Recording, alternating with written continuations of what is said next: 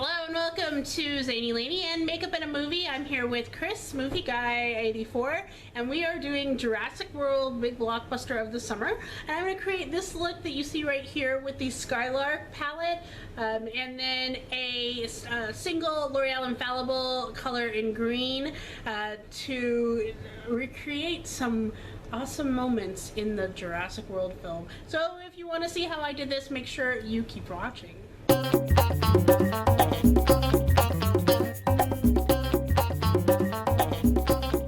Today we're going to be trying out this L'Oreal Infallible eye pigment, and this is in the color Golden Emerald, and this is going to be representing the raptors. And what I like about this color is that there's a kind of like a golden shimmery element to it. So this is going to be used on the lid, and then we're going to be using the Skylark palette.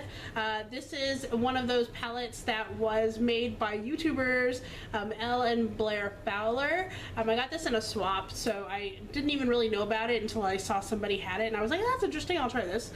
So inside we're going to be using a couple different colors.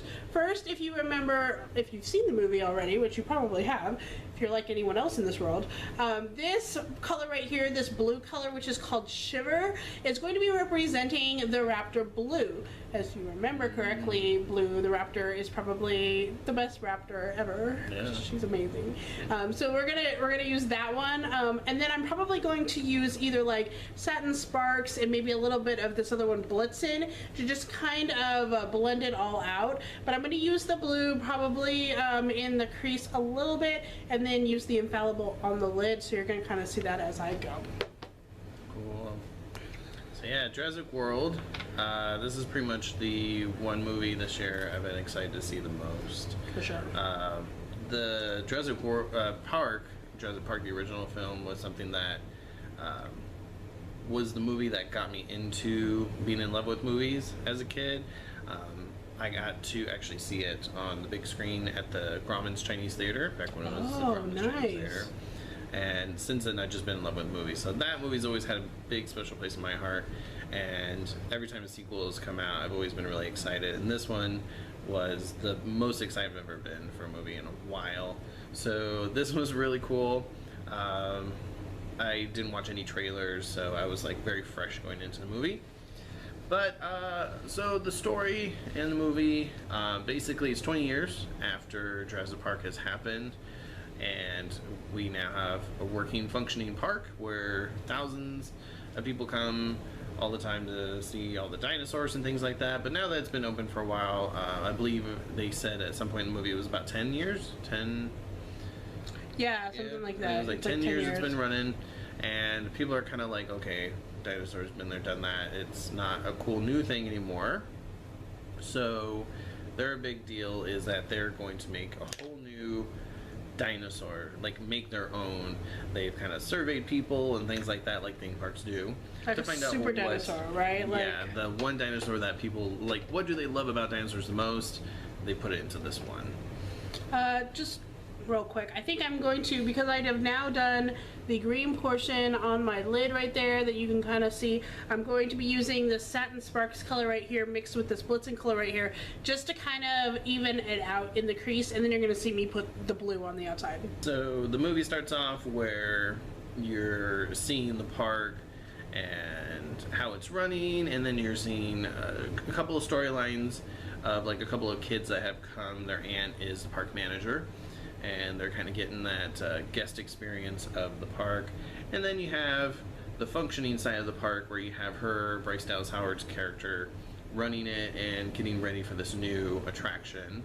What do they keep calling the dinosaur? Assets. They don't even call them animals, they just call them assets. Mm-hmm. But then you have Chris Pratt's character, who is pretty much like the ranger, the animal handler for the velociraptors, though, at the most. And so he understands them. He knows they're animals, they're wild animals, and how they function and everything. And they kind of clash because, you know, you got the business side of it, and then you got him who understands the animal side of it. So there's that going on. And then, of course, chaos happens. They were not prepared for this dinosaur. It was much more than they ever anticipated it could ever be. And I thought that was amazing. Like the different things that this dinosaur could do. Yeah. And I mean, every little thing that happened that was new about it, and that you learned about, like, okay, you learned like, okay, it was made from this dinosaur and that one. And I just thought that was so cool. So in using this blue, I have to say the fallout is amazingly awful. Like, I don't know if you can see it, but right here, you can see that there's some blue that's just like flaking down onto my skin. And, you know, that is not supposed to happen. Just not supposed to happen. I do like the pigment of it overall, but just that, no. I'm having a hard time with it, so let's just go there. While you're on the subject of the park and while I'm trying to figure out this mess, I feel like there was so much fun poked at theme parks. Yes. In this, the first one being when you first get into the park, you can see like this whole like section with stores and restaurants that's so much like a, you know, downtown Disney City Walk thing happening, that it's funny. And then when the kids get there, they're given like wristbands so they can get to the front and not have to wait in line, just like fast passes. But the magic bands, like, they're every little like commodity there is at like a major theme park, basically this theme park had. And so I was kind of laughing at that too. Yeah, and yeah, working for theme parks and seeing this one, it was really fun perspective to kind of see it that way. And I mean, I've always been like a theme park fan too, so you know, thinking even back when I was a kid and I saw the first movie, you know, a theme park but with dinosaurs, you know, amazing. And kind of getting to see that in action here with like the kid petting zoo area where they got to play with the little dinosaurs and ride the little baby triceratops. Oh, that was so fun though. That was I want to do that. And then the gyrospheres where they get to roll out into the open roaming areas of where like the big dinosaurs were. I mean, that was like mind blowing. It's kind of weird to think of like, oh, you know, how could people ever get tired of that? But that's what happens really in the theme park world, is you have these big bad coasters and rides and things like that, and every year people are just like, okay, next, we've done it. But even so, like when you're there, when you're watching this movie, and they, like when you first get there and you first see what the theme park looks like, you're panning over it and all of a sudden you're like, I just want to go there. I know people are going to die, but I want to go there. And I think that was pretty much the point. Yeah. Like they wanted to make it so that you did feel like you wanted to go there. Yeah. Just so you know, I just took this color up here, it's nutmeg, and I kind of put that like up here, and I'm going to blend it out a little bit to kind of minimize the fallout of the blue, which you can still see right here. And then what I'm going to do is I'm going to take this eyeliner. It's in Samita is the name of the eyeliner, but it's in this really awesome like blue color, and I'm going to line my eyelids, so that'll hopefully like kind of offset the blue a little bit more that I'm trying to go for. We'll see if that works. Yeah, and so blue, one of the velociraptors in this movie, is part of the trained, or kind of trained, as much as they can be trained, velociraptors that Chris Pratt works with. And that's kind of like a subplot that's going on, is there's a guy that's kind of wanting to use them for like military and things like that. And Chris Pratt's character is pretty much like, they're still animals, like we can't control them that much. So, of course, when chaos breaks out, that's the first thing they go to, like, okay, we got these trained velociraptors, let's use them to wrangle up this one. And, you know, of course, that turned out better than they expected in a way, but yeah, but they're still just dinosaurs that want to eat. Yeah. Like in the end. And it's kind of like the whole thing that happened with Siegfried and Roy, where they had the tigers, and the tigers did have like a performance that they put on, but in the end they were still wild animals, and they still did attack trainers and other people with them. So it was all in how you manage them, basically. Yeah. And that's kind of how it was with these raptors. So yeah, the story-wise, I thought it was a ton of fun. I saw it 3 times in theaters. Seriously? I really liked it. I liked it a lot. Because I saw it 3 times, yeah. But I enjoyed it. It was a ton of fun. And I think like half of the world's pretty much seen it too, with how much money this movie made. The performers in it, everyone was a lot of fun. Really like Chris Pratt. Really enjoyed him from like Parks and Rec and his tenure there. I thought he did a really good job kind of coming into the action genre with this character. There were times that I felt like he was kind of making the same face, just in a different direction towards the camera. But I think he was still kind of trying to figure himself as an action star. Yeah, because he's only done a couple like action movies, really. Yeah. So, but I think you could definitely see him becoming a big action person too eventually. And then, of course, he's got his signature kind of humor and jokes and one-liners in the movie too that are really good. Mm-hmm. And Bryce Dallas Howard was great as the female lead. She's good anyways, but as like the strong female character in it, I thought that was kind of cool. And how there were times they'd be running, and then like Chris Pratt would hold out his hand to her to be like, "Okay, I'm gonna help you along," and she'd just like zoom right past him, running in her heels, just like zoom past him, like, "I got it, bye," and she's gone. In heels. And so that was really cool with her character in that. So right now I'm using the Maybelline Lash Sensational in black. I'm just having kind of a hard time with my eyes today. Not gonna lie. Well, it represents the chaos that happened at Jurassic World. I know. Right now. The runny mascara, the chaos of...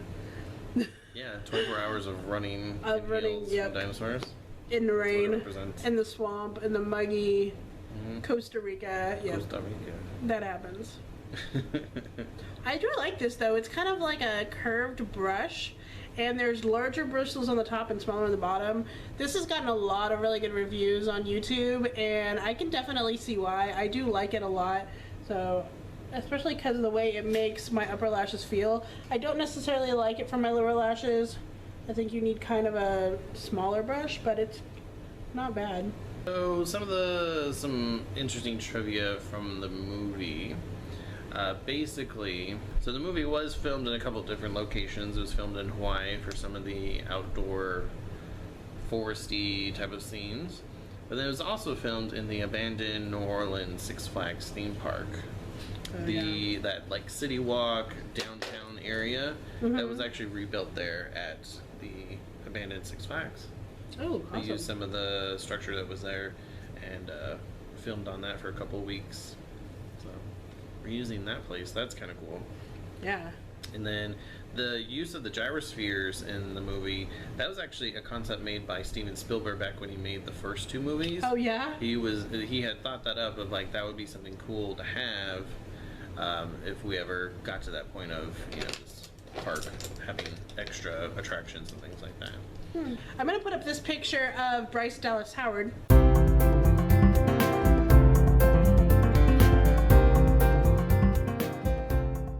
And this is a lipstick that kind of is the same color. This is the Wet n Wild in Rose to Fame color, and let's see how that works. I do like it because it stays on your lips really well and it doesn't bleed. Another cool, interesting fact is that there's a scene in the movie where there's some people on a truck and they're kind of going through this field where all these Gallimimus dinosaurs are running. And that area is actually 200 yards from the same area where they filmed the Gallimimus scene where the three characters were running in Jurassic Park. Yes. That was very close to where they originally filmed that scene. Ah. So it's kind of almost the same field they're running through. That is cool. Yeah. I love all the throwbacks to the original movie in this one. So, as far as the look, I don't know how I feel about it totally. I like the lip color a lot, but just as far as the lids, I could just tell there's so much blue fallout that happened all over the lids. I just don't know if I like it. But I don't know. The rest of the shadows in this palette are really nice. I do like the nutmeg color. I do like this big one over here. Also, the blue, I just don't know if my thing. I have used this red one, and it is pretty nice. There's not a lot of fallout from that one either. But the blue, just, I don't know. I don't know what's going on. I mean, what do you think about that? I think it's, the blue is a little, I think if you had just the green, it'd be pretty cool. It'd probably be cool. Yeah. I don't know. So part of me wonders, like, if I put a little bit more... Let's try that. We're doing something different. We're going to put a little bit more of the Infallible on there. It's also these brushes. I'm kind of demoing these brushes, and I'm going to be blogging about them in a little while, but I don't know that I like the brushes too much because it tends to soak up a lot of the product, and it doesn't allow a lot of it to be on the brush, I think, and like get off the brush. It just kind of soaks it all up into itself. So I don't know how I feel about that. Are there any other interesting facts about this movie at all? I mean, everyone like fell in love with Chris Pratt, basically. Yeah. You know, if they didn't know who he was before, they know who he is now. Oh, definitely. Yeah, there's a couple other like surprise people that showed up in the movie that I didn't know about, mainly because I never saw any of the trailers. But Jake Johnson from New Girl has a role in it. He does. Really funny, really great, perfect for that role. And then we have the Vincent D'Onofrio, right? Vincent D'Onofrio? Yes. Oh, yes. I forgot about that. Yeah, yeah. He shows up as an interesting character in this. Mm-hmm. Yeah, a couple of surprises with the actors. And then Ian Malcolm, he has a couple of cameos from the back of his book that is displayed in this movie a couple of times. So, again, lots of throwbacks to the original movie. They end up finding the original Discovery Center, or whatever that is, the main place, which is cool. Really exciting. So I have put the green on the lids and blended it out a little bit more. I think it helps a little, but I don't know. I don't know how I feel about this look. But anyway, if you are liking this look, please give it a thumbs up so I know you think it's actually good and I don't have to feel bad about the fact that this didn't work out. But anyway, thank you so much for watching, and comment down below and let us know what else you want to see done. TV shows, movies, video games, whatever. Just let us know. All right, so until next time, keep home. Zainey.